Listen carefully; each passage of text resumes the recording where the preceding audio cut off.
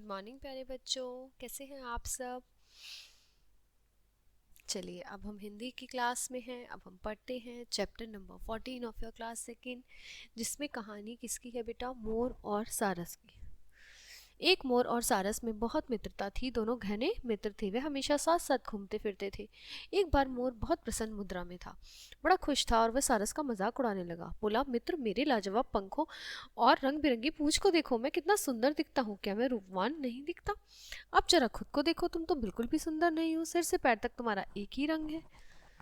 यह कहकर मोर सारस की हंसी उड़ाता हुआ नाचने लगा।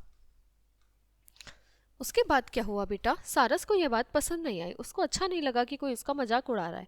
उसे उस मोर के इस व्यवहार पर बड़ा आश्चर्य हुआ कि वह समझता था कि ये तो मेरा मित्र है, ये मेरा मजाक क्यों उड़ा रहा है।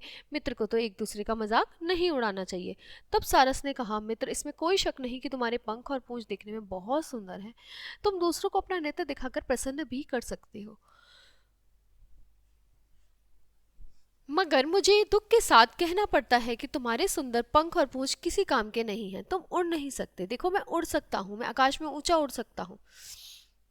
क्या तुम उड़ सकते हो? नहीं, तुम सिर्फ नाच दिखाकर लोगों को प्रसन्न कर सकते हो। इतना कहकर सारस ने अपने पंख फड़फड़ाए और आकाश में उड़ गया। और आकाश में पहुंच कर वे दोबारा बोला, मित्र, आओ, अपने पंखों का उपयोग करते हुए मेरे साथ उड़ो। पर भला मोर कैसे उड़ सकता था? मोर तो बेटा उड़ ही नहीं सकता था। तो ये कहानी थी आपकी मोर और सारस की। बेटा, कभी भी अपनी खूबसूरती पे किसी को घमंड नहीं करना चाहिए। हमें भगवान ने जो दिया है अच्छा दिया है। सब जो रंग हैं वो भगवान के हैं। सब रंग रूप सब प्राणी जो हैं वो भगवान, उनके हृदय में भगवान वास करते हैं। तो हमें कभी किसी का भी मजाक नहीं उड़ाना चाहिए।